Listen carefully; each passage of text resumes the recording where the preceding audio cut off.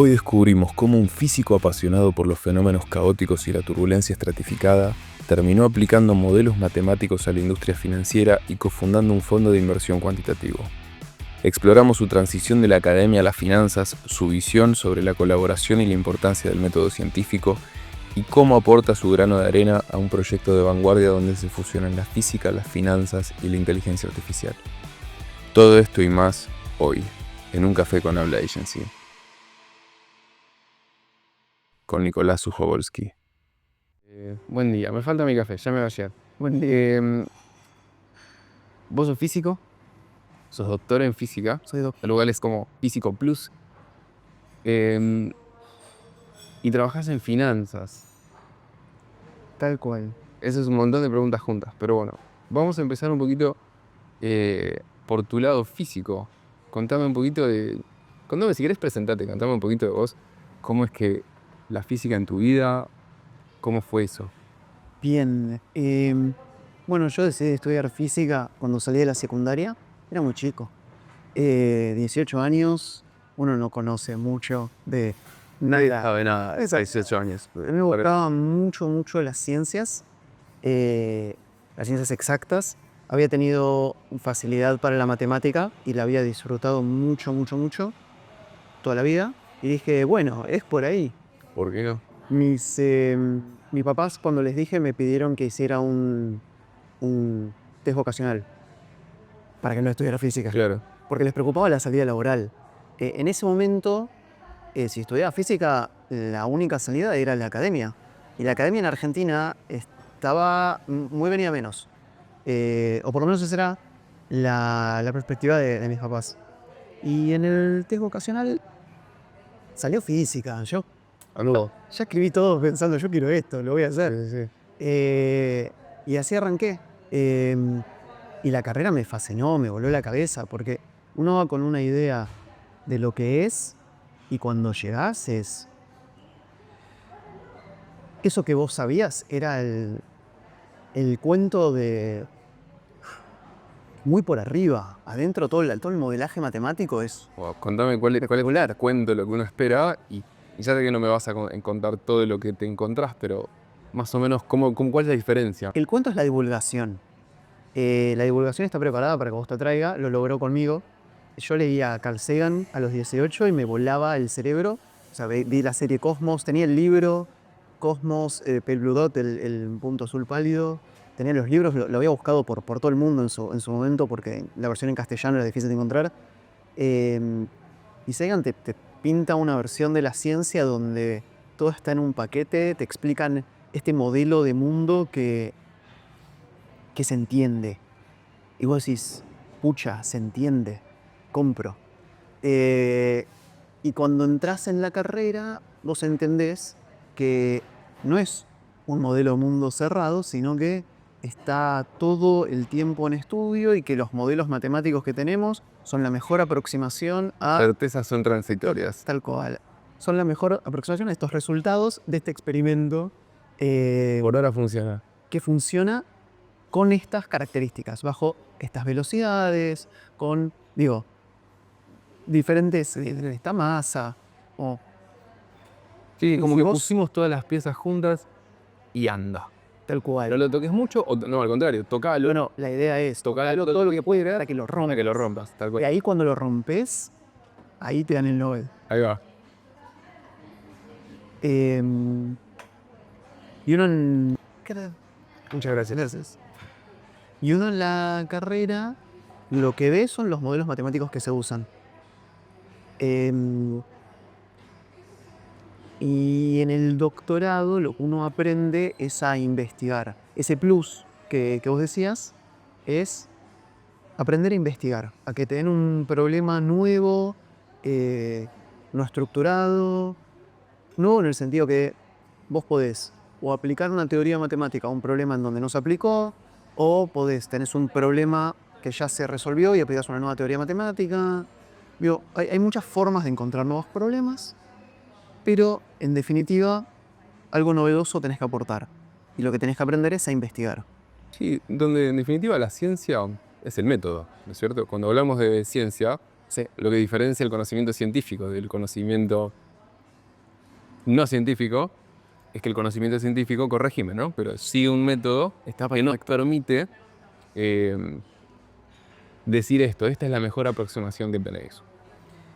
Sí, tal cual. Y el método científico lo que te da es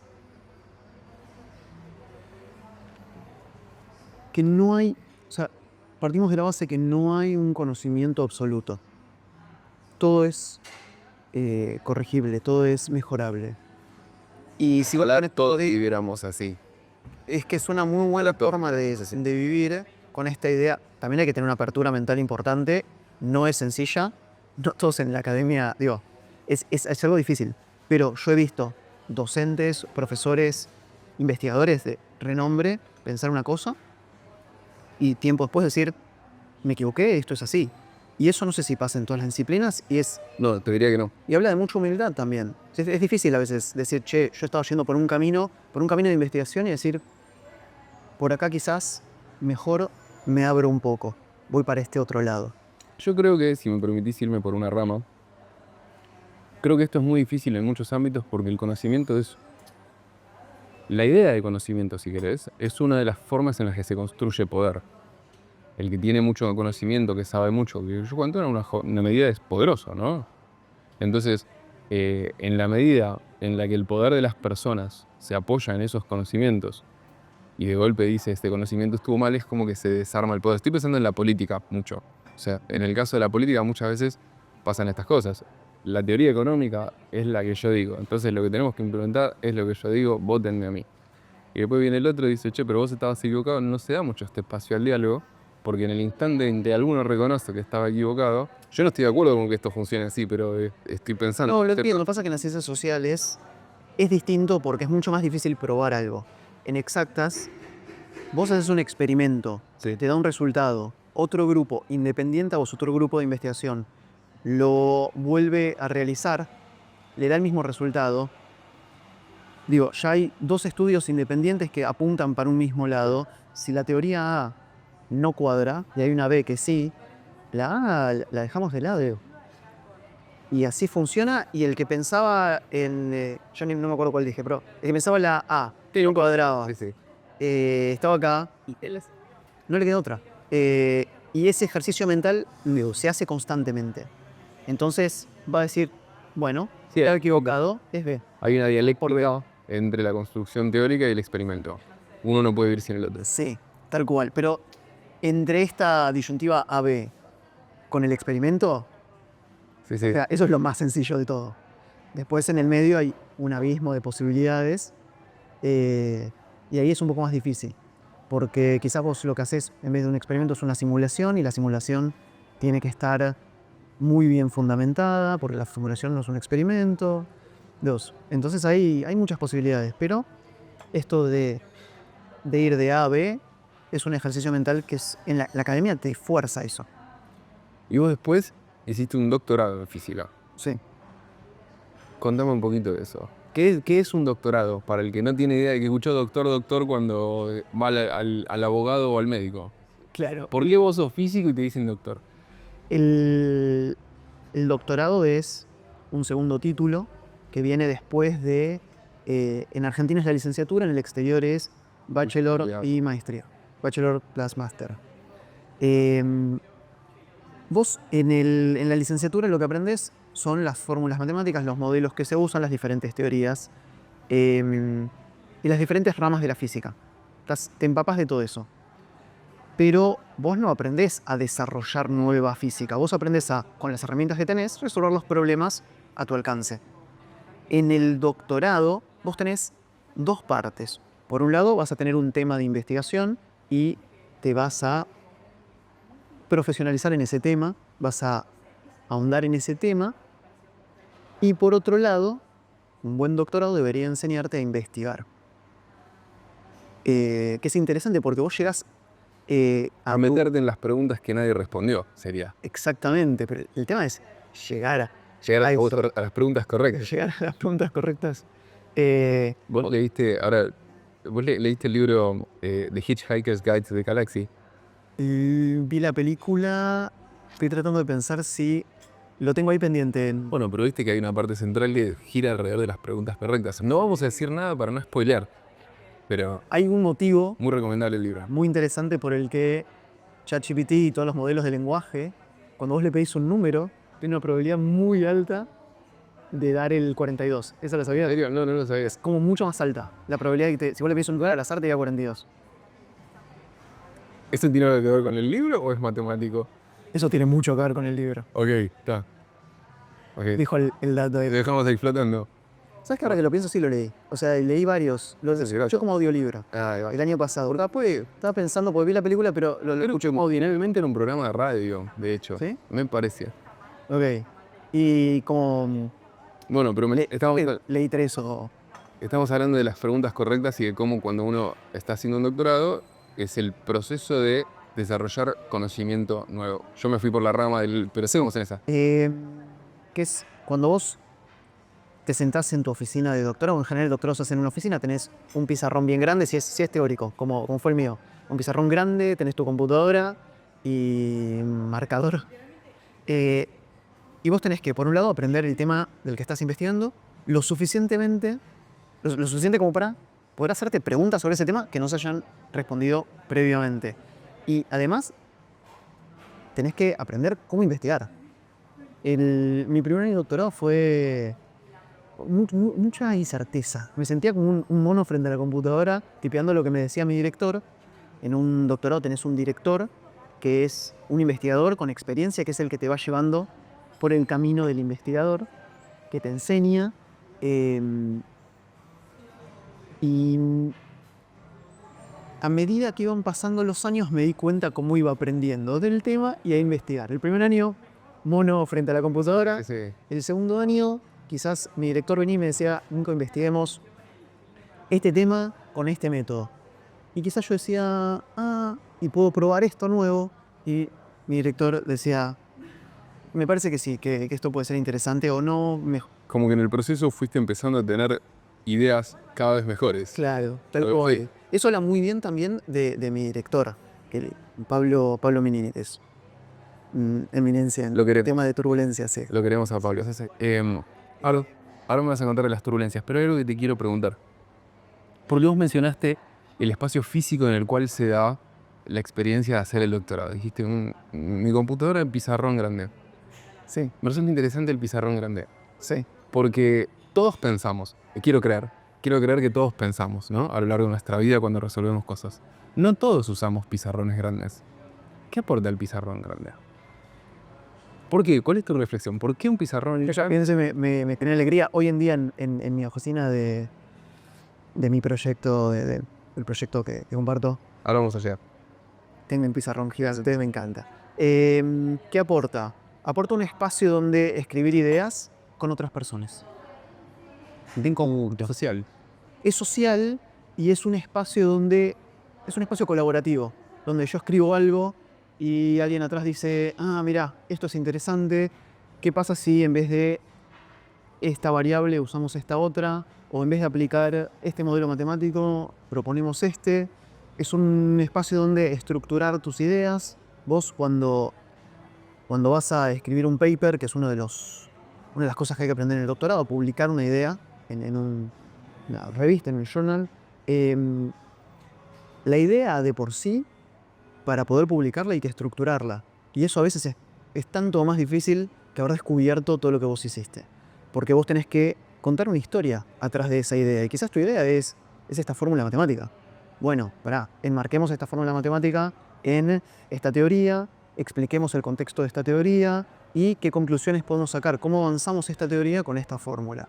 Toda esa estructura se hace en el pizarrón. Claro.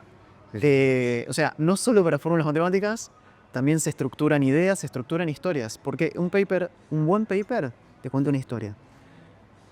Es una historia que el objetivo es que llegue a un público lo más amplio posible. Es muy difícil, no siempre se consigue.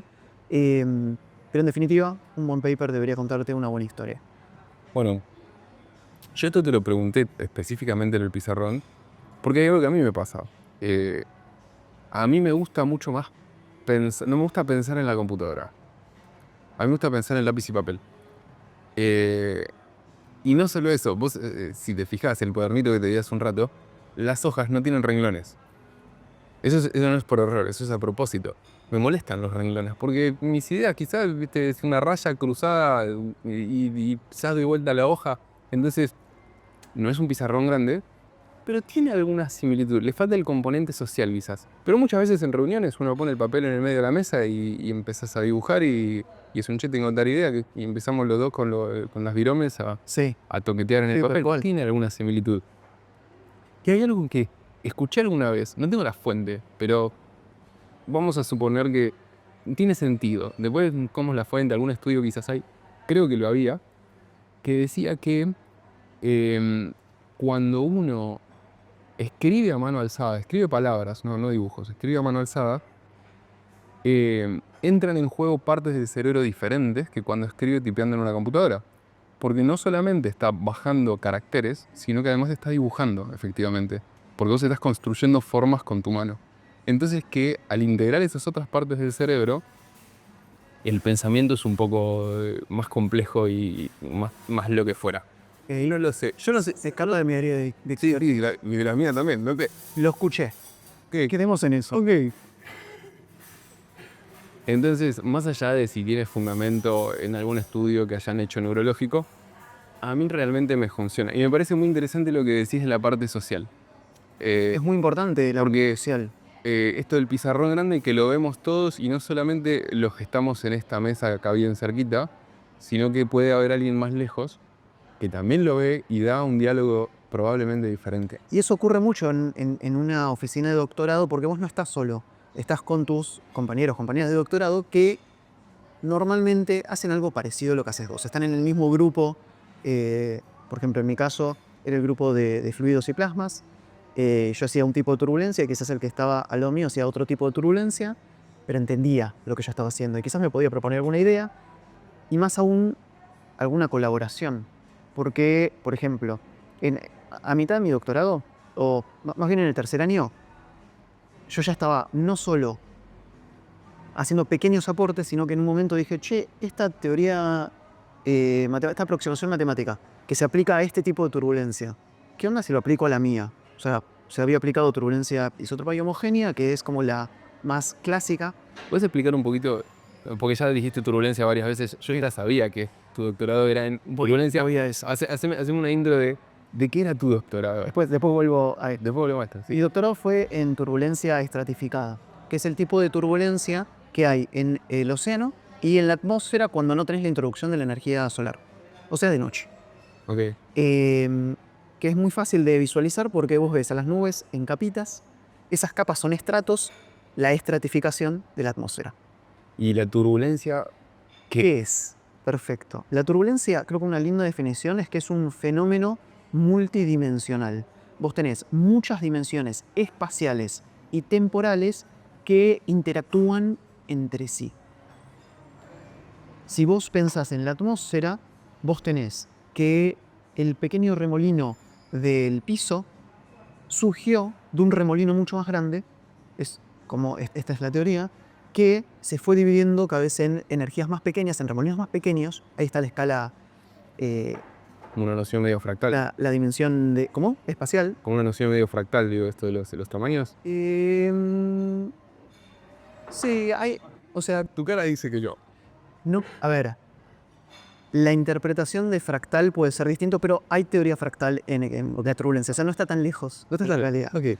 Entonces vos tenés estas escalas espaciales y también hay escalas temporales involucradas, porque obviamente el remolino tiene una velocidad y si vos tenés espacio, vos tenés un espacio y se recorre en un tiempo, tenés una velocidad, entonces también hay tiempos ahí.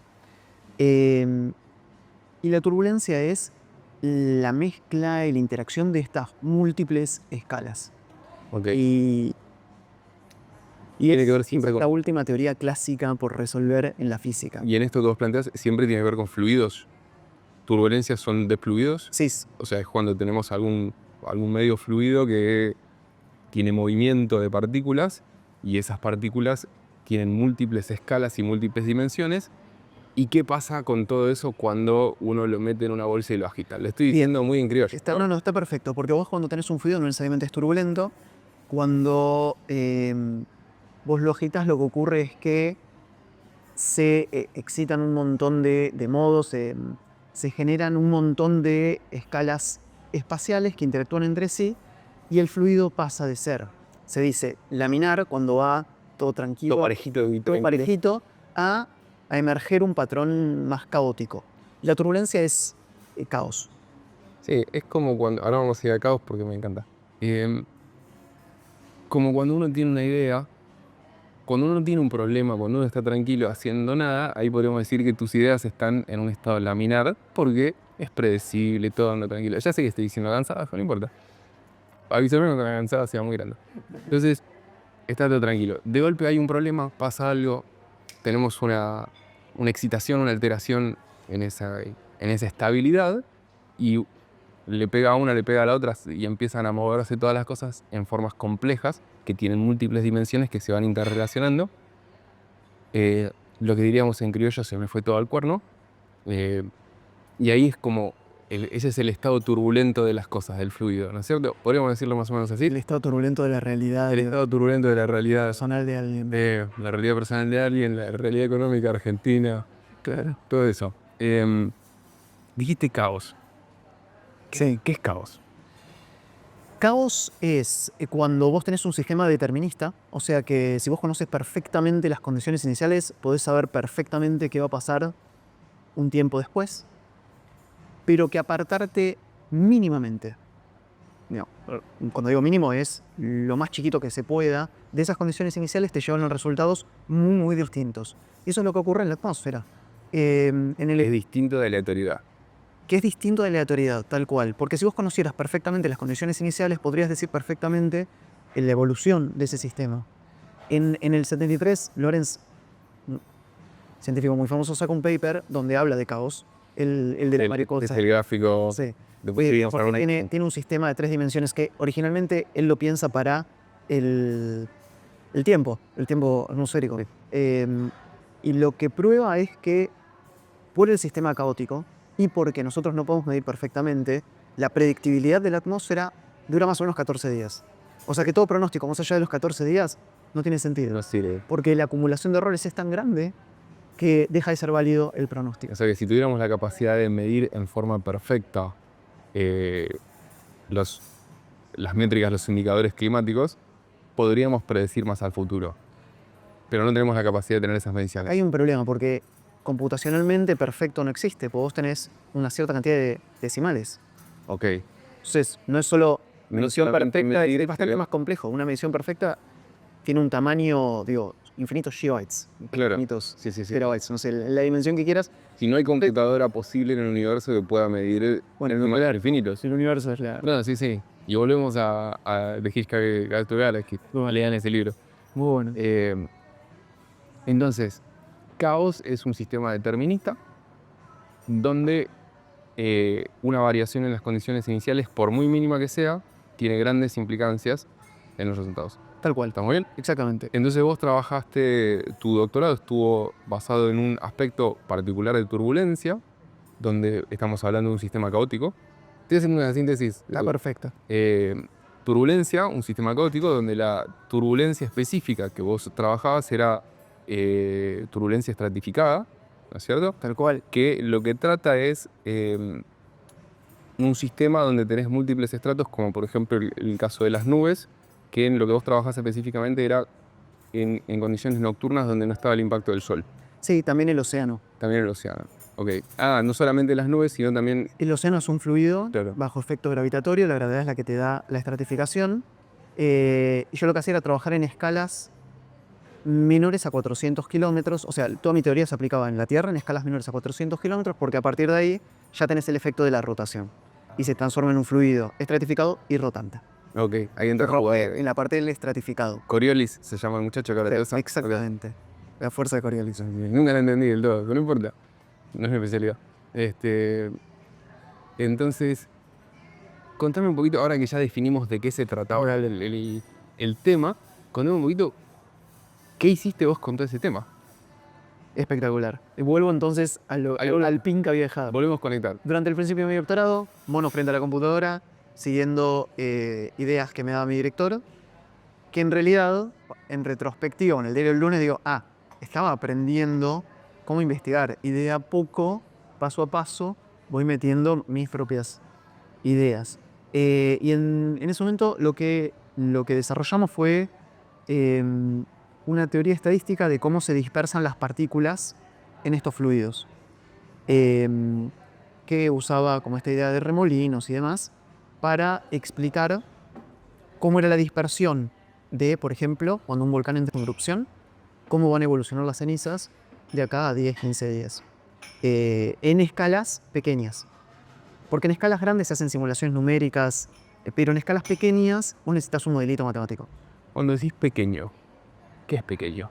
Pequeño... ¿Cuál es la escala que definimos como pequeña? Perfecto.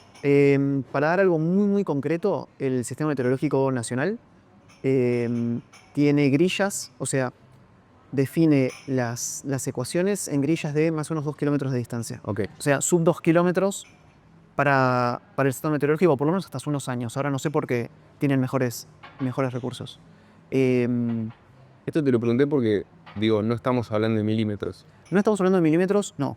Estamos hablando del orden del kilómetro. Ok. 1 kilómetro es pequeño en Tal cual. a los efectos de esta Exactamente. Okay. Porque vos, para poder resolver numéricamente esto, tenés que separar el sistema en una grilla de puntos, y dentro de esa grilla vos no resolvés las ecuaciones. Vos tenés un modelito matemático para decir, bueno, ¿qué pasa dentro de esta grilla? Sí. Ahí es donde entraban estos modelos. Ok.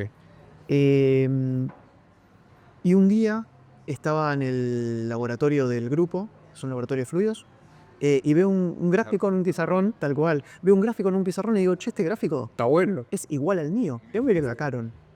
Tal cual. ¿Lo puedo usar?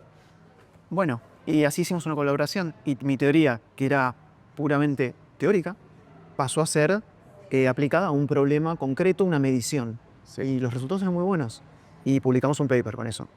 De haber visto un gráfico en un pizarrón y de charlar con el director del laboratorio. Bien, más adelante estaba, me acuerdo, era un verano, estaba leyendo un paper viendo cómo seguir mi doctorado, y veo que resuelven unas ecuaciones con una teoría matemática, con una aproximación que aplicaba la turbulencia que no tiene gravedad, que no tiene estratificación, la más sencilla. Y digo, pucha, esto quizás se puede aplicar en mis ecuaciones. Son las ecuaciones de Boussinesq. ¿Cómo se llaman las ecuaciones? Las ecuaciones de Boussinesq. Boussinesq. Boussinesq. O sea, la teoría de isótropos y homogéneos son Navier-Stokes. Esas son las ecuaciones de Navier-Stokes. Cuando le agregas gravedad, se vuelven las ecuaciones de Boussinesq. Sí. Que son un poco más complejas, porque Navier-Stokes es una ecuación y Boussinesq son 2. Más o menos. Pero lo que pasa es que esa aproximación era mucho más fácil aplicarla en esta única ecuación. Sí, sí. Cuando lo meto en Boussinesq, que era un DIO, obviamente me había fijado, esto no existía en ningún lado. Y estuve una semana haciendo cuentas en el pizarrón, a lo Sheldon Cooper, quizás, en el ideario colectivo es el personaje así medio... Digamos, tendría un trabajo más teórico, jugando a... Súper teórico. Mucho... Sí, pero teórico. Y finalmente descubro que se puede. Que esa aproximación se puede aplicar a mi sistema. De ahí que sea útil, hay otro camino, Sí. tal cual. Y en ese momento estaba trabajando en otra cosa, guardé las ecuaciones, se las mostré a mi director, me dijo, genial, después vemos qué hacemos con esto. Cerré toda una parte de mi doctorado que tenía que ver con estos modelos matemáticos de dispersión de partículas, y mi director me dice, ¿y ahora qué hacemos? Yo le digo, ahí, tengo estas ecuaciones, ¿ver? Déjame festejar, no sé. Después vemos. No, yo tenía muchas ganas de usar las ecuaciones. Le dije, veamos qué hay acá. Y mirándolas, descubrimos que sí podían decirnos cosas del sistema que no sabíamos. Cosas de la turbulencia estratificada que no sabíamos. Y interpretarlas físicamente. Dicho súper fácil, en la turbulencia estratificada, en general los estratos no se mezclan. Son bastante estables. Y lo que yo había encontrado es que la inestabilidad que los mezcla eran mis ecuaciones una solución en donde el sistema podía pasar bastante tiempo. O sea que era más probable de lo que creíamos ese lado vertical. Que si vos ves nubes, a veces podés ver como una ola en las nubes. Cuando no hay muchas de esas olas juntas, cuando hay una sola, eso es lo que decía mi sistema de ecuación. Está bien, está. Ahora las voy a buscar. Se Voy a tirar de- ve, o sea, si vos lo mirás, vas a ver esta como forma de espiral Ok. o círculo vertical. Sí, sí. Ese es el mezclado vertical. Ok. Que en el océano es súper importante porque cuando vos tenés el alimento en un sector y los peces que lo comen en otro, vos necesitas ese mezclado vertical para llevar el alimento a otros lados. Sí, y eso es algo también que cuando cualquiera que haya nadado en un lago y se metió más de 1 metro y le pegó la patada del agua fría, es esto, me parece, ¿no? Tiene mucho que ver. O sea, Que hay mucho de temperatura y gradientes Lo de pienso en el sentido temperatura. de que no es, claro, no es un gradiente progresivo, sino que es como si hubiera una frontera en la que está el agua calentita y pasás que está el Bueno, agua fría. cuando ocurre eso tenés una inestabilidad. O sea, tenés este movimiento circular vertical. Tal cual.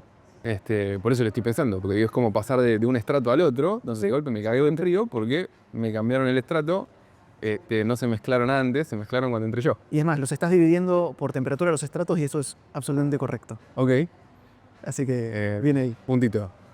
Eh, Puntito para Guido. Cuando descubrimos esto, decimos, bueno, ¿y ahora? Ahora hay que ver si esto existe en la realidad, porque una cosa son las cuentas y otra cosa es la realidad. La física no es, o sea, no es es una ciencia natural. Vos, para que algo tenga validez, tenés que poder mostrar que eso existe. Nosotros teníamos el problema de que los resultados eran muy difíciles de medir experimentalmente. Pero teníamos la ventaja de que, Me tenés que meter en las nubes, es un quilombo. claro, sí, igual Básicamente. hay aparatos para hacerlo, pero no existen en Argentina. Teníamos la ventaja de que en mi grupo mi director era el referente de las simulaciones directas. O sea, resolver la turbulencia con simulaciones numéricas. De hecho, mi director en su postdoc había hecho un código que todavía se usa para hacer todos estos resultados. Entonces hicimos simulaciones numéricas directas, resolvimos las simulaciones de forma súper precisa, muy precisa. Y encontramos lo que íbamos a buscar. Eso fue un momento hermoso. Exacto. No, un momento espectacular. Y a partir de ahí fue, bueno, publiquemos esto. Aplicar la cosa, sí, sí, sí. Eso. O sea, la herramienta tiene comprobación, vamos a usarla. Exactamente. Y fue un momento muy lindo porque todo este trabajo que veníamos haciendo lo empezamos a publicar y a descubrir física dentro de estos resultados. Y de hecho, esto que te decía, yo iba dando cada vez más ideas. Cuando yo terminé mi doctorado, yo me doctoré en pandemia. La pandemia había arrancado hacía 2 semanas. Yo de hecho quería postergar. Cuando decís me doctoré, concluiste el proceso. Claro, defendí la tesis. Ok. La pandemia recién había arrancado, yo quería postergar mi defensa 2 semanas para poder defender en la facultad, porque estábamos en cuarentenados. Y mi vieja, muy bien me dijo, Nicolás, defendé porque esto, Claro. Sí, sí. dicho y hecho, pues, si no, hubiera defendido el año pasado. Sí, sí, sí. Así que mi defensa está en YouTube, defensa de doctorado está en YouTube, y si me googlean, La voy a buscar. la pueden enconrar. Sí, sí, sí. Y ver todas Vamos a poner el enlace para que el que quiera la miren. Estuvimos hablando de lo que es el doctorado. Vos empezaste hablando de que lo que uno aprende en el doctorado, porque hay una parte que está abajo, pero lo que vos aprendés en el doctorado es a investigar y a desarrollar conocimiento nuevo. Ese es el descubrimiento que te da el proceso, digamos. Sí. ¿No? ¿Qué podés compartir de ese aprendizaje? Ese proceso de investigación y de descubrir conocimiento nuevo, ¿cuáles son los que vos decís, acá están las claves? Hablamos un rato del pizarrón, ¿no? Yo estoy seguro que es el punto central. Bueno, la parte de la colaboración tiene el pizarrón. 2 cabezas piensan mejor que una, 3 mejor que 2. La cuestión social de pensar, del brainstorming, de gente que obviamente está en tema y te sigue, eso es... Juntos de la mano, Claro. somos muchos más que 2. Sí. Decía Sí. hace rato. Y los científicos también. Sí, sí. Por eso hay tantas colaboraciones.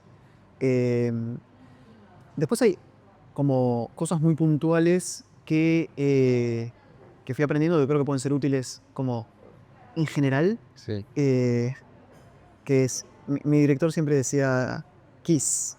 ¿Ubicás la filosofía KISS? Sí, sí, sí. La Keep filosofía it KISS. simple, Sí, stupid. tal cual. Keep it simple, stupid. Esa funciona. O sea, no vayas a lo elaborado, busca lo simple, entre más simple mejor, pero no tan simple que no pueda explicar Claro. lo que vos estás buscando. Sí, sí, sí. En general, es una muy buena filosofía de Es investigación. un criterio de síntesis, ¿no es cierto? La versión Es- más sintética y simple que funcione. Pero en ciencia más suele ser la correcta. O sea, te completo la frase con la versión más simple que funcione suele ser la correcta, mucho más que la elaborada. ¿Conoces el criterio que lo llaman la navaja de Occam? Bueno, sí. ¿Va por ahí? Sí. Eh, Keep it simple, stupid el que es más divertido. Para mí, pero, sí, sí. esa es una buena filosofía. Y después hay cosas más puntuales que tienen que ver con esto de mantener la simplicidad y construir desde ahí. O sea, que lo elaborado parta de algo simple, pero partir de lo simple. Y eso es algo que a lo largo de mi carrera fui viendo. En el doctorado lo terminé de cerrar con Monio. Esto, yéndonos del tema de lo que es la física a otros ámbitos, cuando trabajamos ideas de comunicación creativas y lo que fuera, en general, las que mejor resuenan son las que encuentran una síntesis que entra en algún punto muy concreto, ya sea de la emocionalidad, de las mejores ideas no son las que tienen un montón de elementos, sino son las que son bien concretas. No sé, si agarras cosas súper famosas, el Just Do It de Nike, el Think Different de Apple, son ideas que van a cosas muy, muy primigenias, ¿no es cierto? Así que creo que es un principio que aplica en general. Keep it simple, stupid, creo que es bastante claro, ¿no es cierto? Aplica a múltiples Sí. ámbitos de la vida. Y es también que da humildad, porque no importa qué tan elaborado sea tu conocimiento en un tema, te da un norte, como no importa cuánto sepas, vos mantenelo sencillo, o sea, Sí, sí, sí. y avanzá y construí desde ahí. Y es una muy buena filosofía de investigación. O sea, hoy en día la sigo aplicando. Sí, sí, sí. Funciona. Totalmente. Em, Eso, mencionaste el componente de la colaboración, lo social, mencionaste Sí. el tema de la síntesis, la simpleza, de construir con paso firme desde cosas que no sobrecomplejicen. ¿Algún otro que hayas dicho, destilamos esto del proceso de investigación y desarrollo de conocimiento nuevo? Porque es un tema grande, ¿no? Esto de agarrar y decir, muy amplio. que aplica a la física y aplica a cuando no entendés por qué te está yendo mal con tu novia, ¿no? Es decir, necesito descubrir algo nuevo en la vida. Bueno, acá tenés el proceso. Habla con otros, no te la compliques de más, busca la explicación más simple posible. ¿Y tenés alguna otra que hayas aprendido? No sé si tiene que ver con el doctorado, pero algo que me quedó muy claro, que cuando te lo digo va a ser como obvio, pero es algo que aprendí en el doctorado, es saber elegir las personas con las que uno trabaja. Ah, totalmente. Sí. Em, Saber decir que no. Saber decir que no, pero saber a quién buscar cuando uno tiene un problema. Un problema a resolver, no necesariamente un problema en la vida, ¿no? No, seguro, sí. Digo, el problema del doctorado, como Una cuestión. Sí, sí. Y esto es algo que hoy en día, cuando charlo con estudiantes de licenciatura en una carrera de exactas, es algo que trato de decir, que es lo más importante en un doctorado es el director. El tema puede no volverte loco. Está bueno, sí. No, obvio, sí. Pero un buen director es garantía, que uno labure, y un buen director es garantía de que el doctorado va a estar bien. Y Tener un buen referente, digamos. O sea, es alguien en quien apoyarse con experiencia extrapolándolo, ese y con capacidad. un buen referente cuando laburás en la empresa, un manager, un líder que realmente te mentoree, que Tenga la pueda- capacidad de ayudarte a vos crecer. Creo que es eso. Es eso. Porque- No todo el mundo lo va a hacer. Encontrar la persona correcta es un mundo de diferencia. Perdón. Y Y por eso yo estoy siempre muy agradecido con mi director, porque fue un muy buen mentor. Eh, y también vi, o sea, otros amigos míos, o digo, gente en general, que entró en un doctorado quizás sin buscar tanto al director y más yendo al tema, que un poco se estrelló porque la relación con el director o directora no era la ideal. Y eso en la industria pasa también. Totalmente. Es que de hecho estoy pensando, ¿no? Porque estamos hablando todo de ciencia y demás. Lo cierto es que en todas estas cosas uno construye sobre un cúmulo de conocimiento enorme que viene de los últimos 2500 años. Depende, no sé, poner el intervalo de tiempo que quieras. Pero lo cierto es que estamos agregando pequeños Cuchitos. pasitos incrementales, sobre todo un cimiento que fue construido por otros antes.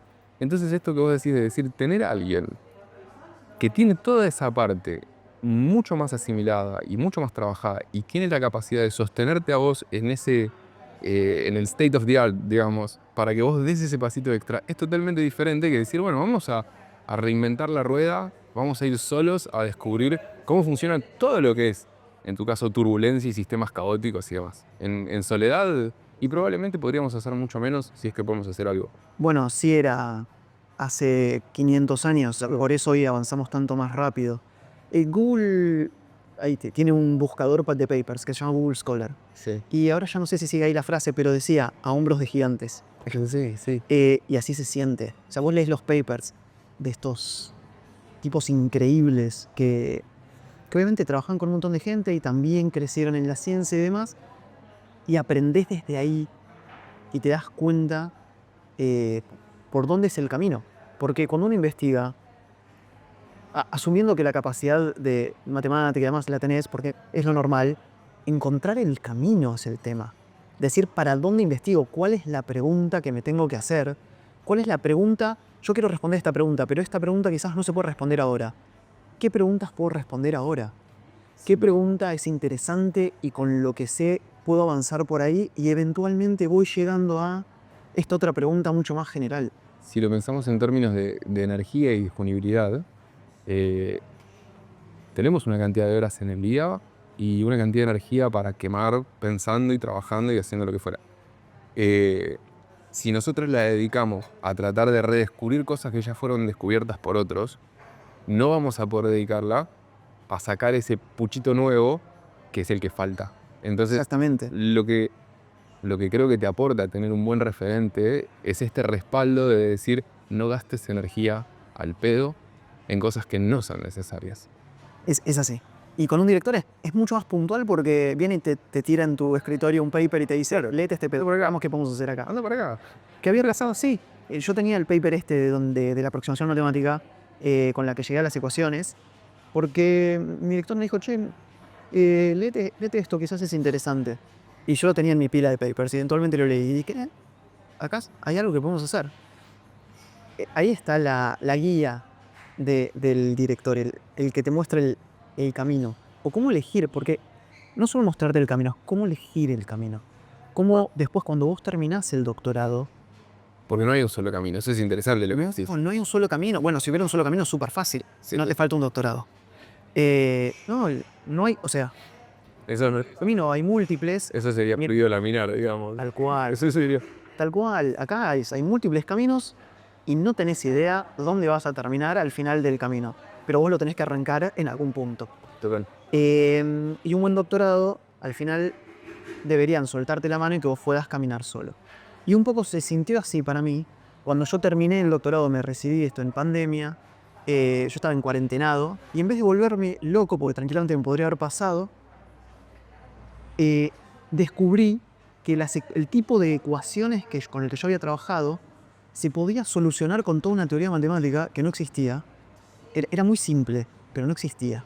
Yo había buscado ver si había una Juntar estos forma. pedazos. Entonces, mi paper fue más una mezcla entre matemática y física para poder resolver ese tipo de ecuaciones. Y cuando lo terminé dije, pucha, ojalá hubiera hecho esto antes pues estuve mucho tiempo tratando de encontrar soluciones a las ecuaciones originales. Y después, un año después, descubrí cómo hacer esto. Bueno, pero Fue muy lindo. proceso.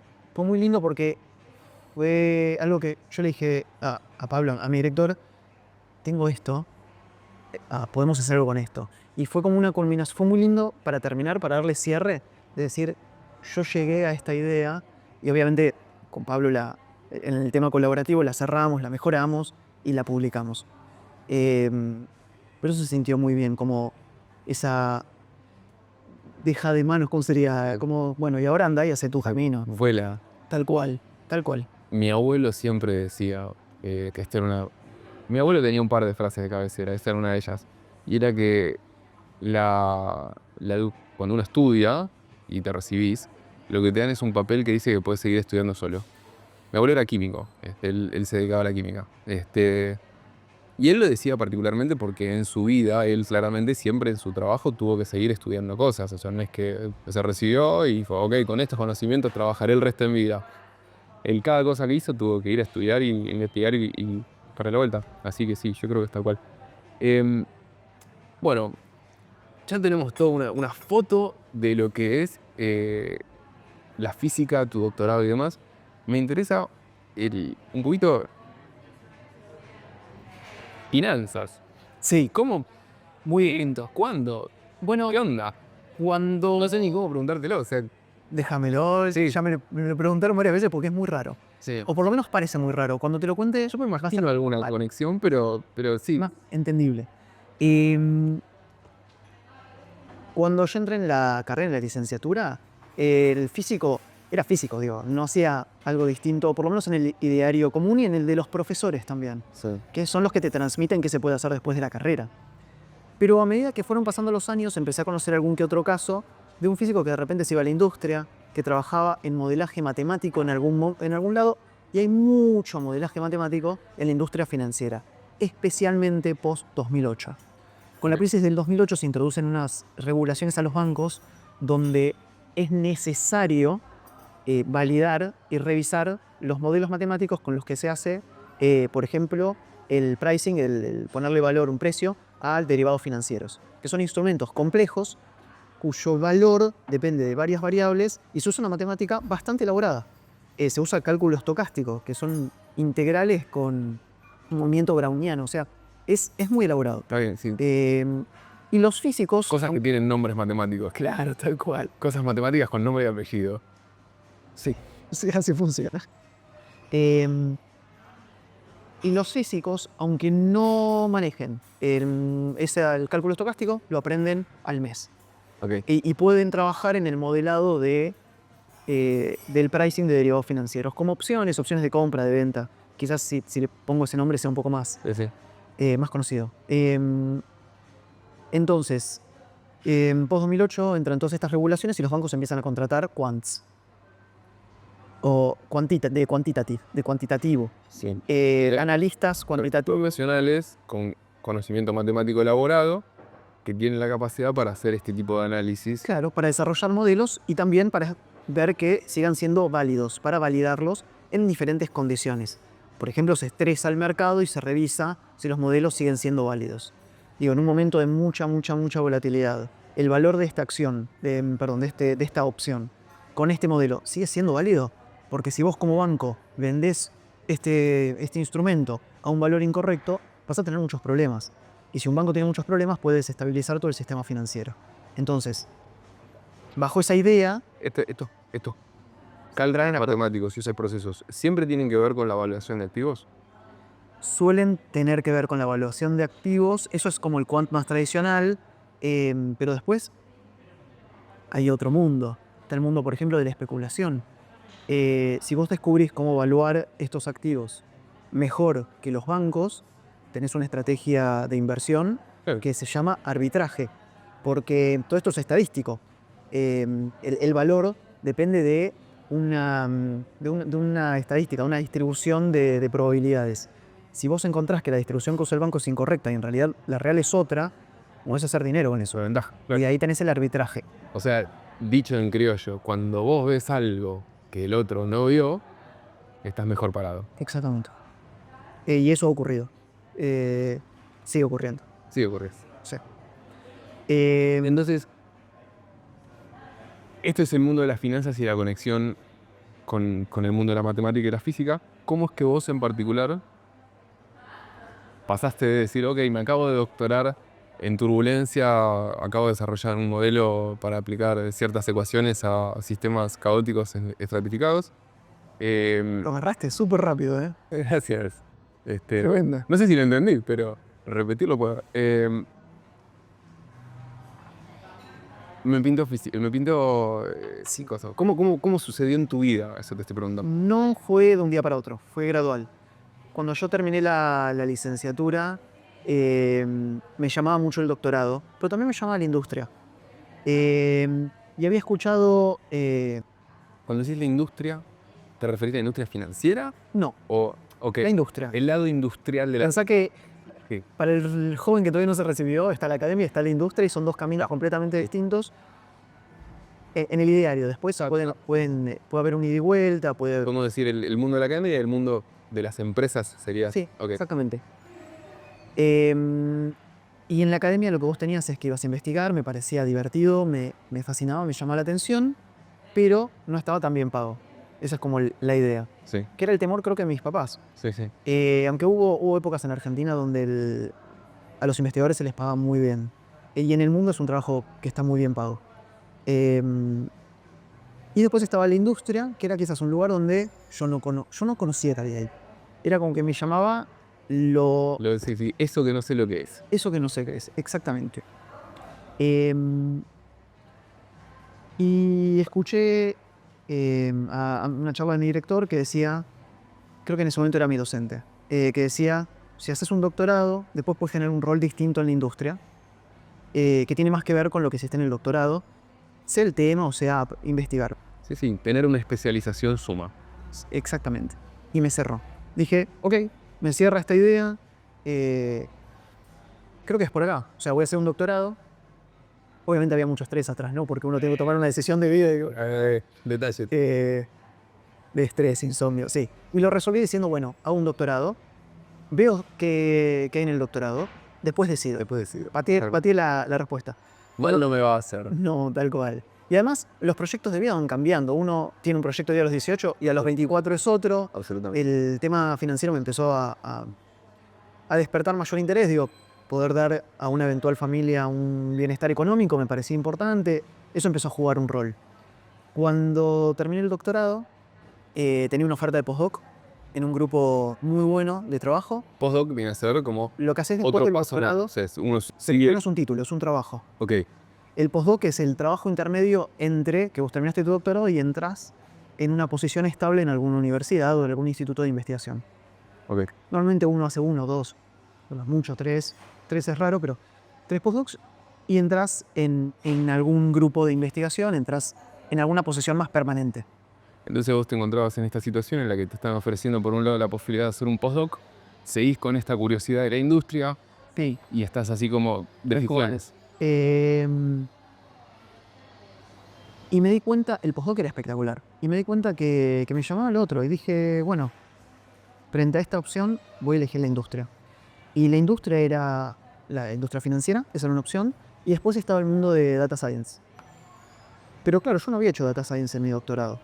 Y cuando me puse a buscar trabajo, encontré una empresa que se llama Crisil, que contrata doctores en física y los entrena en finanzas. Y al poco tiempo terminé el doctorado, a 2 meses, entré a trabajar en Crisil. Ok. Y ahí aprendí de este mundo de evaluación de opciones y derivados financieros. O sea, que Eh, él te aportó la formación Exacto. en este otro rubro. digamos. Me dieron 2 libros y algunos capítulos de otros libros y me dijeron estudialos. Ahí es donde aprendí cálculo estocástico y demás. Y venía a hacer validación de modelos, que fue lo que hice ahí en Crecil. Y después fue bastante smooth, bastante liso el camino en la industria financiera. Fui de una posición a otra, me interesó mucho por la programación, después programé en JP Morgan, me llamaron después de una empresa en Canadá para hacer algo muy parecido y estuve un tiempo ahí. Y eventualmente me llama un amigo y me dice, che, estamos con un proyecto, somos algunos físicos y estamos armando un fondo de inversión quant. en Buenos Aires. Que esto vamos a aclarar, hasta hace 2 semanas era top secret. Top secret. Porque nosotros hablamos de hacer esta charla ya hace algún tiempo. Y vos me dijiste, bueno, la hacemos, pero de todo este pedazo de mi vida no puedo hablar. Tal cual. Y eso cambió. ¿Cambió? Hermoso, me encanta. Ahora. Cambió hace 30 segundos. Hace 30 segundos. Bueno, ¿qué nos podés contar de este fondo de inversión Quant? Primero, ¿qué es un...? Vamos a hacerlo por partes. Para el que no sabe, ¿qué es un fondo de inversión? ¿Qué es un fondo de inversión Quant? Que algo ya dijiste que tiene que ver con análisis cuantitativos. ¿Y qué onda este fondo de inversión particular del que vos sos parte hoy? Sí, que es tu proyecto. Tal cual. ¿Qué es un fondo de inversión? Empecemos por ahí. Un fondo de inversión maneja dinero de terceros o propio, invirtiéndolo en diferentes activos. En particular, nosotros trabajamos en la Bolsa de Estados Unidos, invertimos en acciones de estadounidenses. Sí. Pero hay fondos que compran real estate, compran propiedades, hay fondos que compran arte, hay fondos que compran lo que se te ocurra. Sí, sí. ¿Ustedes trabajan con Nasdaq y NYSE. Sí. Sí. Sí. En criollo. Nasdaq NYSE. Trabajan con esas dos. Tal cual. Bien, ¿qué es la parte quant? Bueno, cuantitativo, de estrategias matemáticas. En la industria tradicional de los fondos de inversión, sobre todo en los que invierten en acciones, suele haber analistas que leen los reportes de las empresas, miran quién es el CEO, miran la historia, evalúan el contexto macroeconómico, gente súper formada en esto puntual, y deciden si invertir o no en una empresa. Para un lado, comprar, o para el otro, vender. Y lo que se dice shortear. Nosotros lo que hacemos son modelos matemáticos donde procesamos toda la información de todas las empresas al mismo tiempo. Y esa es la gran ventaja del quant. Vamos a aclarar una cosa para el que... Yo no sé mucho de finanzas, pero para el que sabe menos que yo, que hay una cosa que le llaman, corregime si yo me equivoco siempre, hay una cosa que se llama valor intrínseco, que tiene que ver básicamente con determinar cuánto vale una acción en pedacito de una empresa o una empresa como total en el presente, contemplando escenarios futuros parcialmente conocidos, vamos a decir, con determinados grados de probabilidad. Es en base a eso que se determina si me conviene invertir o no, porque si la acción me la venden a 10 y yo hago la cuentita y me dice que en realidad esa acción hoy vale 11, es negocio comprar. Si esa acción en realidad vale 9, no es negocio comprar. Entonces vos lo que estás comentando es que la diferencia entre un fondo tradicional y un fondo quant es cuál es el proceso para llegar a ese valor intrínseco del activo financiero del que estemos hablando. En uno tradicional se tienen en cuenta quizás más variables soft y más a partir del conocimiento del analista. Sí, y cada analista se especializa en algún tema. En algún tema, un rubro, lo que fuera. Sí. Y en el caso de un quant, lo que determina esas evaluaciones son modelos matemáticos. Exactamente. Y modelos matemáticos generalizables. Llegar a esos modelos matemáticos es un gran tema de investigación, que se divide en muchos temas más chiquitos, y ahí es donde entra el físico, el doctor en particular en física, el doctor en matemática, también en otras disciplinas, que hace investigación en qué data se puede usar, cómo se usa, el modelito que está atrás. Nos sentamos en una habitación, ponemos un pizarrón y empezamos a hacer preguntas. Y eso es lo que ocurre en nuestra oficina. Exacto. Exactamente. Sí, sí. Y a mí me emociona un montón, me parece súper divertido. En particular, es el primer rol en la industria donde yo puedo aplicar toda esta habilidad desarrollada de investigación. Sí, sí, sí. Y ver resultados reales. Y ver, sí. Y además llevarlo a la práctica, tenés razón. Es cierto que cuando trabajas en turbulencia y demás también son resultados reales porque la atmósfera lo que quiera, pero digamos que se siente mucho más real cuando hay plata de por medio. Sí. Se siente... Creo que la emoción de descubrir algo es la misma. Seguramente. En el día a día del trabajo, de mi trabajo actual, está el tema de la plata de terceros, y sí, claro, también tiene un componente extra. Sí, de responsabilidad, del manejo responsable del dinero. Y por eso no es solo decir, che, esta acción va a subir o esta acción va a bajar, sino es cuánto, cómo manejo el riesgo de estos posibles movimientos, porque vos tenés un mundo de posibilidades. Si vos podías predecir perfectamente... Como el clima. Sí, tal cual. Entonces se hace, digamos, un manejo de riesgos con mucha responsabilidad. Y eso es súper importante. Estaba hablando de el fondo. Porque vos comentaste el tema de qué es un fondo de inversión, Sí, qué es un fondo quant, sí. que ya lo definiste, y ahí lo que íbamos a pasar es el fondo en particular, el de ustedes. El que estamos armando. Bueno, en realidad el que estamos planeando agrandar, porque armado ya está. Sí, sí. Em, ¿Tiene un nombre? Se llama Palmarium. Palmario. Palmarium AI. Y el AI, obviamente, es de Artificial Intelligence. Todas nuestras estrategias tienen en el proceso de toma de decisión inteligencia artificial. Tienen algún elemento de Machine Learning que que sabemos explicar muy bien, porque hay que tener muchos cuidados en finanzas. Es No se puede usar un modelito, un LLM que flashea. No. Eso no existe. Son modelos interpretables que Son modelos interpretables.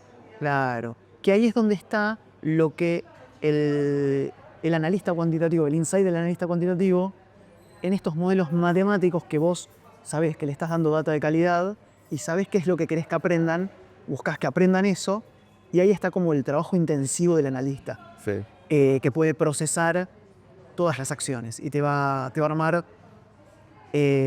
una lista de decisiones mucho más amplia de lo que puede hacer una sola persona. Seguro. Y eso es uno de nuestros modelos. Hay muchos. ¿Hace cuánto empiezan? ¿Lanzan? Por ahí que están lanzando ahora porque hasta hace, como dijiste, 30 segundos, esto era una startup. Tal cual. ¿Cuándo empieza este proyecto de Palmarium AI? Palmarium empieza a inicios del 2022. Yo me sumo a mediados del 2022. O sea, ya hace 2 años y medio, más o menos. Arrancamos a hacer research ahí, un grupo de físicos. Y un grupo de físicos en finanzas, primero tienen que aprender de finanzas. Y hay un problema muy serio con los fondos de inversión quant, que es que una cosa es la academia, donde a vos ya te viene todo dado en libros y en papers, y otra cosa es la industria, y una industria tan secreta como esta, donde hay algunos papers de investigadores, pero los que realmente trabajan en fondos no pueden decir nada. Claro. Y obviamente yo tengo un NDA, la gente que trabaja conmigo tiene NDAs, Sí. todo No vamos a hablar de las ecuaciones. No, obviamente que no. De hecho, di una charla, porque esto que dijimos hace 30 segundos, di una charla la semana pasada. Sí, no, en la está bien. facultad. Sí. No tenés la exclusiva, no, casi. No importa. La exclusiva en Spotify y plataformas. Donde mi director de doctorado se enteró cómo se llamaba la empresa. Yo no podía decir nada. Claro. Y de hecho, quizás se quedaron con sabor a che y la cosa matemática. Claro. No, bueno, eso es secreto. Si querés, tenés que trabajar, si querés saber. Por lo menos tenés que firmar, Nosotros. tenés que firmar papel. Tal cual, Mínimo. tal cual. Sí. Bien. Vuelvo entonces a los inicios. Éramos un grupo de físicos, nos costó trabajo encontrar el rumbo, el camino. Pero finalmente, después de varios movimientos, quedo yo a cargo. Es donde me ofrecen como cofundar la empresa. Hace 2 años, hace 1 año y medio más o menos, me ofrecen más o menos cofundar la empresa. Y esta posición de CIO, de Chief Investment Officer, que es el que dirige el equipo quant. Digamos, iniciaste como un colaborador, pero después pasaste a ser un socio, inclusive cofundador. Claro. Y es donde empezamos a tener... Y un director, digamos. Sí, tal cual. Ahí empezamos a tener como partners estratégicos, asesores, y encontramos el camino. ¿Y por qué digo estos asesores? Porque uno de nuestros asesores trabajó en Citadel, que es el fondo quant número 1 o 2, dependiendo de cómo lo mires, del mundo. Entonces alguien que vio la cocina desde adentro, es increíble tener esa figurita en el equipo. Y después además... Y tenía la posibilidad de hablar. Sí, tal cual. Okay. Están hoy en día. Y además a través de él fuimos llegando a otros asesores que también muy formados en el tema. Armamos el entrenamiento para los quants, armamos diferentes líneas de investigación y hoy en día tenemos, a ver, para empezar, Sí. abrimos el fondo de inversión. O sea, una cosa era el proyecto al inicio, hoy somos un fondo. Hoy, ¿quién se Tenemos la estructura corporativa de un fondo de inversión y tenemos inversores. Hoy son... Si alguien escucha esto, puede decir, yo quiero invertir en Palmario Bergavense, no importa, no hay tamaño, nada. hay un ticket mínimo, Hay un ticket mínimo. que eso se consultará Sí, con la pata el comercial. el interesado charlará. Sí. Tal cual. Hoy se puede sumar cualquiera. Y ya estamos operativos desde julio. O sea, ya son varios meses. Venimos probando nuestras estrategias desde febrero, más o menos. Ok. Sobre todo la primera, y ahora ya desarrollamos varias más. Y todo el tiempo estamos trabajando en mejorar nuestros modelos matemáticos, la data que le damos, y abriendo nuevas líneas de investigación. ¿Cuál viene, no sé si lo puedes contar, pero cuál viene siendo la performance si lo comparamos con algún índice, o sea, el SP500 o lo que fuera? ¿Vienen ganándole? ¿Cómo viene? Venimos desde Inception ganándole. Sí, ganándole. Sí. Tal cual. Fue un año movido, fue interesante. Está bueno eso. Sí, fue la verdad muy interesante. También te da una cierta confianza en tu modelo y en tu manejo de riesgos. Sí. Que eso es algo que se va ganando Perdón. con la experiencia. Sí. Tal cual. Está buenísima, pero... Tal cual. La teoría, sobre todo en finanzas, en física, en general, cuando la teoría es razonable y el experimento la demuestra, es un paquete más cerrado. En finanzas, vos todo el tiempo tenés que estar trabajando porque la teoría, hay un componente social que es súper importante y la teoría puede quedar obsoleta, entonces hay que todo el tiempo ir trabajándola, mejorándola. Y eso es muy desafiante. Pero Bueno, pero yo lo que me quedo es que los resultados vienen viene bien. bien, sí. Desde que arrancamos con el modelo, viene bien. Y obviamente en el medio lo estamos mejorando todo el tiempo. Eso también es importante. Bien. ¿Qué más podemos decir? Podemos decir A mí- que, bueno, hay una cosa importante que es ¿por qué salimos ahora a la luz? ¿Por qué estamos diciendo el nombre de la empresa? ¿Por qué estamos diciendo quiénes somos? Porque vamos a salir a hacer una ronda A, una ronda de inversión. Porque no solo es un fondo de inversión, es una startup también. Claro, Que sí. los fondos de inversión no suelen nacer así. Los fondos de inversión suelen nacer con gente que tiene mucho dinero y dice, quiero armar un fondo, se juntan o es una sola persona y contratan a un manager, que es el manager del fondo, que elige las inversiones y eso es el fondo, básicamente. ¿Se puede preguntar Sí. del tamaño de la ronda que están buscando? Yo no sé qué se puede contar y qué no, así que vos sentite libre en cualquier momento de decir, Sí. esa información es privilegiada. La idea es salir a buscar 3 millones Ok. de dólares, ¿no? En el exterior. 3 millones de pesos tengo, si querés. No. O sea, si querés sí, pero... queremos agrandar el equipo. Hoy en día somos 3 doctores en física full time y un actuario como el equipo Quant. Tenemos además un equipo de data engineers. Y después tenemos asesores en temas de machine learning y en temas de finanzas cuantitativas. Pero la idea es armar una estructura mucho más grande, tener muchos más quants, doctores en física, haciendo research y desarrollando modelos, entrenarlos acá en Buenos Aires. Eso no es algo común. Que yo tenga conocimiento de la forma en que lo estamos armando no existe. Ok.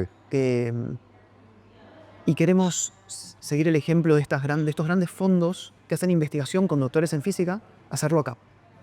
Y armar un buen hub de inteligencia artificial aplicado a finanzas cuantitativas. Y la idea es contratar. Por eso fui a dar una charla ahí al departamento de física para decirles que estén atentos y armar también un equipo de data engineers más grande, otra infraestructura, y poder tener mucha más capacidad para hacer modelaje matemático y hacer simulaciones numéricas, porque hay muchas simulaciones numéricas de cómo le hubiera ido una estrategia en un determinado escenario y demás, y hay que hacer una multiplicidad de estrategias, de pruebas. ¿Y qué objetivos tienen ustedes? O sea, hablando de negocio, ¿no es cierto? Ya que estamos hablando de ronda de inversión, crecimiento. ¿Qué objetivos tienen ustedes de acá a un plazo de decir, cuál es la visión de la empresa de acá a 10 años, 15 años? ¿A dónde pretende ir Palmarium AI? Bien, Hay 2 puntos importantes. El primero es este hub de inteligencia artificial, que hoy en día es algo clave. En la región no está tan presente. Se está empezando a hablar y hay ya algunos centros, pero aplicado a finanzas cuantitativas como lo queremos hacer, no. Y hay otro tema que es, además de ser un hub de inteligencia artificial, somos un fondo de inversión con plena capacidad de invertir el dinero Claro. de terceros o propios.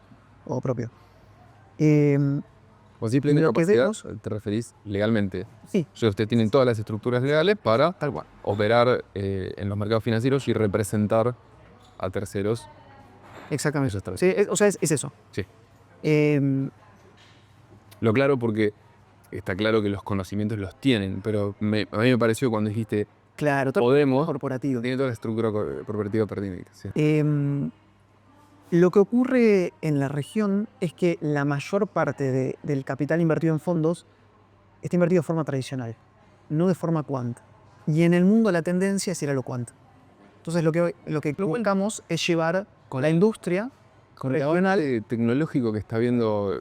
A ver, el poder de cómputo desde la ley de Moore siempre viene creciendo, pero además, justo estamos en un momento de explosión, decirle algorítmica si querés, ¿no? Porque está creciendo mucho toda la cuestión de la inteligencia artificial y demás.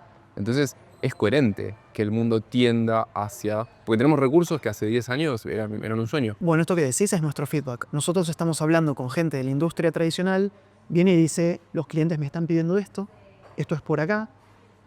Entonces nos refuerza esta idea de que es por acá y de que la idea y la visión de negocios son correctas. Sí, se habla mucho siempre cuando, y yo creo que es muy así, cuando uno habla de las oportunidades, no solamente las cosas que funcionan, no es solamente las capacidades, sino también el timing.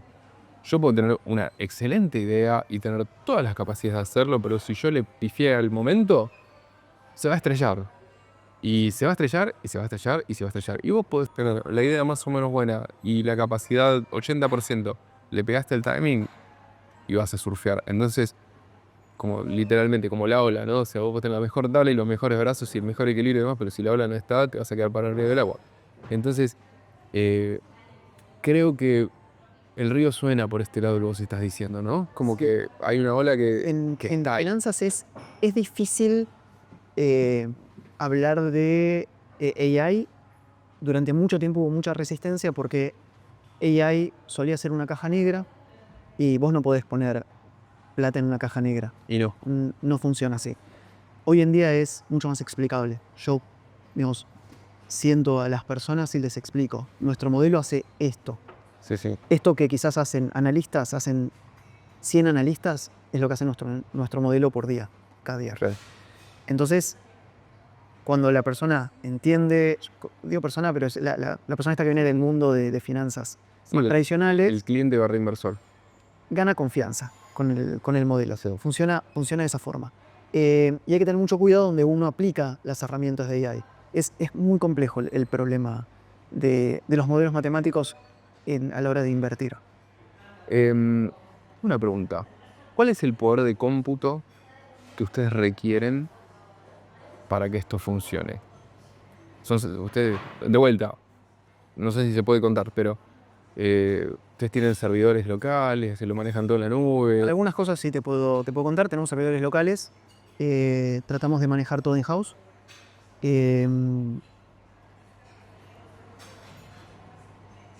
Mucho espacio de disco. Se necesita mucha data.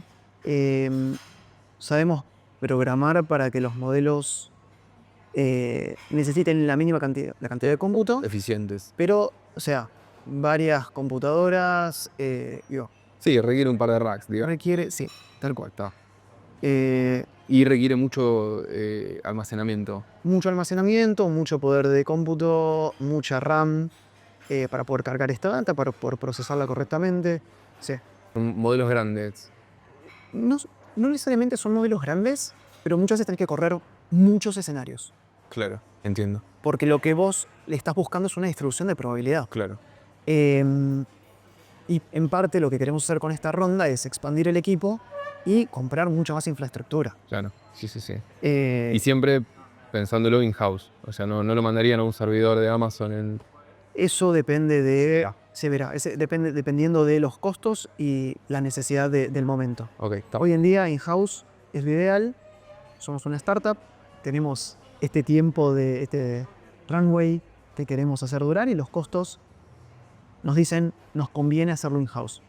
El día que los costos den para no hacerlo in-house pensamos que nos conviene. No, totalmente. Pero no hay algo que ustedes digan, no, es parte, es un elemento central estratégico tenerlo así basado. Porque quizás me podría llegar a decir, no sé, te invento, pero por cuestión X de seguridad yo no quiero que la data circule en internet. Entonces lo tengo en una computadora desconectada de la red y mi centro de cómputo es local. No, pero hay mucho de seguridad. Hay mucha seguridad. De hecho, te puedo contar una historia que me llamó la atención. Por favor. Hace un tiempo estábamos probando Copilot. ¿Ubicás Copilot? Sí, la inteligencia artificial de Microsoft. Tal cual. Que te ayuda a codear más rápido. Y nos dimos cuenta que Copilot te sugería contenido de otras personas. El día que dijimos eso es prohibido Copilot en esta empresa, no se puede. Y el uso de las LLM de ChatGPT, por ejemplo, está restringido. Vos no podés darle todo tu código. Vos podés darle una partecita, Claro. genial. Sí, pero tiene límites. Sí. Y hay que tener mucho cuidado con eso porque liquea la información, o sea, se la lleva y la puede mostrar en otros lados. Y lo que hacemos tiene un componente importante de secretismo, Confidencial. de confidencialidad, porque si tu modelo se conoce perfectamente, no lo puedes operar. Tu modelo, normalmente estos modelos lo que tienen de particular es que tienen una capacidad limitada. Vos no podés poner cantidad infinita de plata. Y si otro viene y la usa, te está limitando tu capacidad. Claro. O si lo usa antes, o sea, tus predicciones te las modifican. Vamos a desglosar esto que acabas de decir porque me parece muy interesante.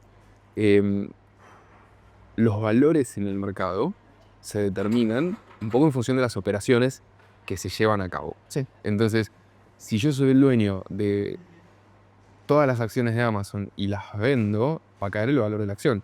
Sí. ¿Cierto? Entonces, si vos con tu modelo impactás en un pedazo demasiado grande del mercado, vas a impactar en el mercado y por lo tanto las predicciones ya no van a ser las que eran cuando lo estabas pensando para Exactamente. pedazos más chiquitos. O tenés que incluir ese movimiento en el mercado. Claro. Tu propio impacto. Pero cambia el modelo. Sí. O sea, ya no es el mismo modelo de antes. Cuando lo pensás, de las escalas que hablabas vos, ¿no es cierto? Está pensado a escalas pequeñas. Igual, o sea, hay una escala y esa escala habla de la capacidad de la estrategia. Lo que yo te decía de cuánto dinero se puede poner, depende de eso. Entonces, el Si tamaño... vos modelaste o no el tiene. impacto de tu inversión. Claro. Me parece un detalle muy interesante. Sí, muy interesante. Y tal cual, cuando lo planteas así, ni hablar de que te están... Porque antes habíamos dicho el tema este de que el valor está en ver lo que otros no ven. Si otros tienen tu modelo y ven lo mismo que vos ves, y ya hay un valor que vos ya no tenés. Pero no solo eso, sino que además el hecho de que otros lo tengan me rompe el modelo. Ya no me funciona más. Tal cual. Entonces, totalmente, sí, confidencialidad, Jul. Hay mucha confidencialidad. Me gustaría pasar a un lado un poquito más personal, ¿no?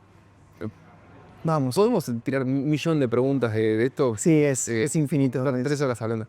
Pero me interesa ver un poquito porque si hablamos de éxito, yo detesto cuando la gente habla de pegarla. Tipo, no, porque tal la pegó.